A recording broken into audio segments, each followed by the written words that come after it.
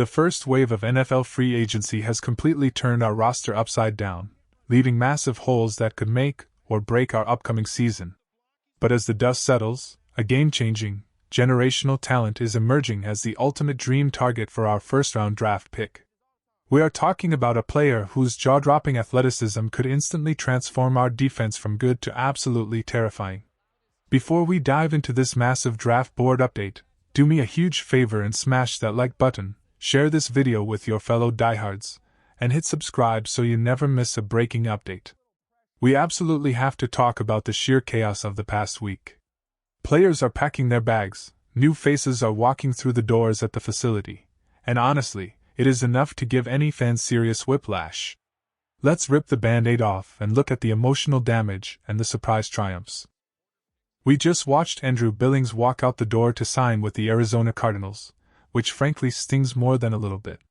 We also had to swallow the massive, heart-wrenching pill of trading away DJ Moore to the Buffalo Bills. Seriously, seeing him go hurts deep in the chest. Olamide Zachos bolted for Atlanta, Dominique Robinson is now a Texan, and Tremaine Edmonds packed up for the Giants. Nash and Wright took off to the Jets, Chris Williams also went to Atlanta, and Kevin Byard is now a Patriot. Durham Smythe is headed to Baltimore. C.J. Gardner-Johnson went to the Bills, Jaquan Brisker is a Steeler now, Jonathan Owens went to the Colts, and Devin DuVernay joined Billings out in Arizona. Just saying all those names out loud is completely exhausting. But hold on, because the front office was not just sitting on their hands while everyone left town. They made some wildly aggressive moves to plug the leaks. The trade for center Garrett Bradbury was a massive sigh of relief, finally giving us a veteran presence right in the middle of the offensive line. We also secured Daniel Hardy and DeMarco Jackson, bringing them back into the fold to stabilize the depth. Adding Neville Gallimore to the defensive tackle rotation brings some much-needed interior grit, while signing safety Kobe Bryant was hands down one of the most thrilling and crucial moves of the entire week. We also grabbed Devin Bush to bolster the linebacking core, brought back Case Keenum and Braxton Jones, and snagged receiver Khalif Raymond away from Detroit, who is a guy the offensive coaching staff already knows how to scheme up perfectly.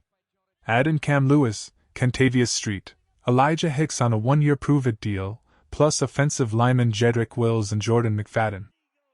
I am absolutely pumped about McFadden as a high-quality backup guard, and Wills brings a towering ceiling to compete at left tackle with zero guaranteed money tying us down.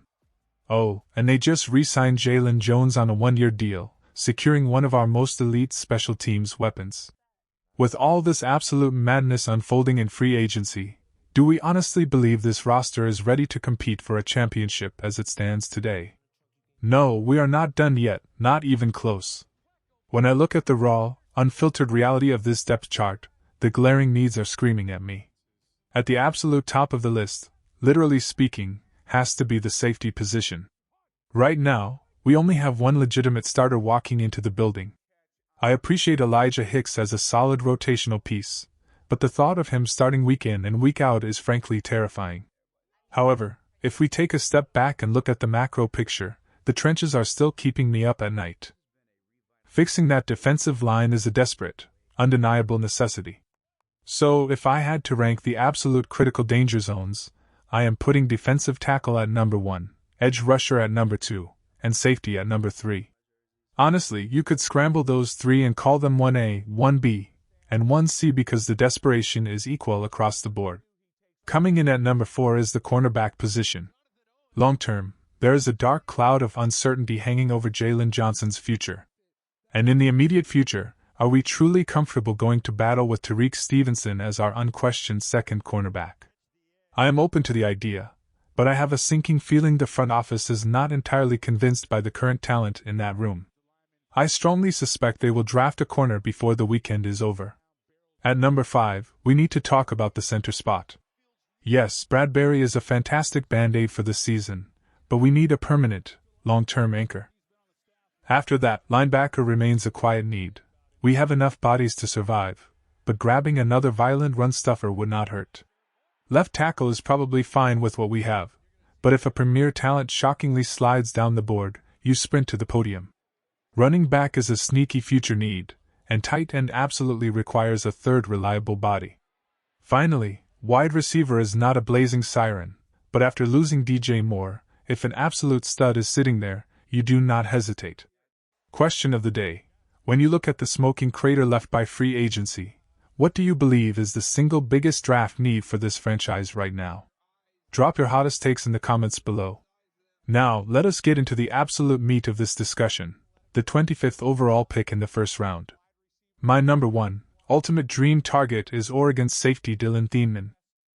Let's be brutally honest, he probably will not fall to us, but if the football gods smile upon us and he is sitting there, it is the easiest, most no-brainer decision in franchise history. This defense desperately needs an injection of pure, unadulterated speed in the secondary, and Thieneman is a human rocket. He clocked a 4.35 at the combine, and when you turn on the tape, that speed translates perfectly. He plays like his hair is on fire. He thrives in the box, he can play the deep third, and he has the fluidity to slide into the nickel role if disaster strikes.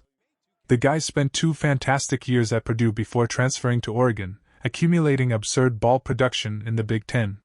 If you pair him with Kobe Bryant as your starting safeties, keep Hicks as your safety 3, and use Cam Lewis as a hybrid nickel safety, you suddenly have a wildly athletic, interchangeable secondary that can disguise coverages and wreak absolute havoc. Coming in at number 2 on my board is Miami edge rusher Akheem Mesidor. Let me tell you, if we are evaluating players purely on their college tape from this past season, Mesidor was hands down one of the most dominant forces in the entire sport. There were long stretches where he flat out outperformed his incredible teammate, Ruben Bain. Yes, they benefited from playing opposite one another, but Mesidor was a living nightmare for offensive tackles. If you asked me to name 10 pure college football players better than Akheem Mesidor last season, I would legitimately struggle. The tape, the statistics, and the grading all scream superstar. So why would a guy this talented fall to the bottom of the first round? Age and brutal injuries. The harsh reality is that he turns 25 before his rookie season even begins, and his body has taken a massive beating over multiple collegiate seasons. If he were 22 with a clean medical chart, he would be a top 10 lock. Given that the back half of this first round lacks elite top-tier depth, I would happily take the gamble on him. My third target is Toledo safety Emmanuel McNeil-Warren. Early in the evaluation process, Caleb Downs was the unquestioned top safety, with Thieneman and McNeil-Warren battling for that next tier. I initially favored McNeil-Warren because his physical frame makes him a vastly superior asset in run support. He is a ferocious, willing tackler when he steps up into the box. But Thieneman's otherworldly combined testing pushed him slightly ahead. Still, do not sleep on McNeil-Warren just because he played at a smaller program. Toledo has been a factory for NFL defensive backs lately, just look at Quinyon Mitchell. McNeil-Warren is a phenomenal hybrid defender who can backpedal smoothly and match up man-to-man against massive tight ends. At number 4, we have to discuss Clemson defensive tackle Peter Woods. I have to admit, my hype for him has seriously deflated. He fits the mold for a quicker, lighter defensive tackle who can generate interior pressure, but his recent season was a massive letdown compared to his dominant sophomore campaign.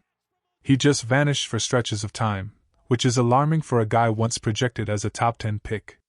Throw in some incredibly mediocre athletic testing at the combine, and my warning bells are ringing loudly. Did he play through a secret injury?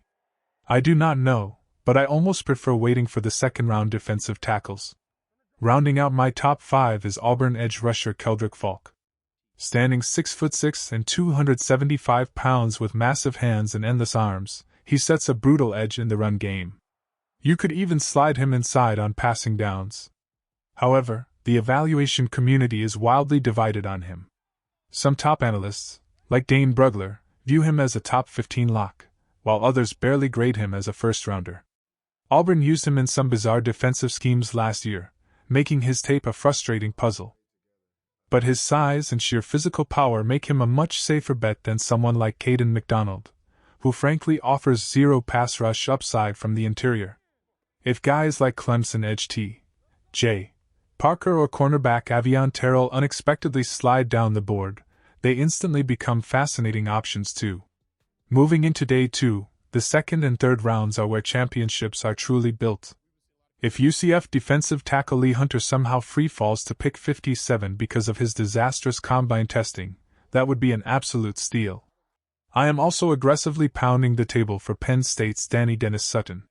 If you have been following my breakdowns, you know I am obsessed with his violent play style and twitchy explosiveness off the edge. If Texas Tech linebacker Jacob Rodriguez is sitting there in the second round, you sprint the card in. Anthony Hill Jr. is another phenomenal linebacker option to keep an eye on. If we look at the secondary, Ohio State's Davison Igbinosun brings that aggressive, pressman mentality at 6'2" that defensive coordinators salivate over. USC's safety Kamari Ramsey is a brilliant, interchangeable chess piece. And keep a close watch on UCF edge Malachi Lawrence. After he completely destroyed the combine, he might have cemented himself as a day 2 lock. Illinois edge Gabe Jacques is another massive physical specimen who fits the profile perfectly. As we dig deep into the third round, there is some serious hidden value. Oklahoma's Grayson Halton is a slightly undersized defensive tackle who flashes terrifying interior pass rush moves. Michigan edge Derek Moore brings massive physicality, and safeties like Zaki Wheatley, Bud Clark, and Genesis Smith represent a massive safety net if we completely ignore the position on day 1. We also know the team met with Cincinnati defensive tackle Dante Corleone at the Combine, making him a fascinating scheme-fit question mark alongside Demonic Williams and Florida State's Darrell Jackson Jr., and if we are looking for a center later on, Florida's Jake Slaughter or Sam Heck could be the foundational building blocks we need to secure the interior offensive line. The landscape has entirely shifted, and the pressure is on. This draft is going to dictate the future of this franchise for the next half-decade. Get into the comments, and let your voice be heard right now.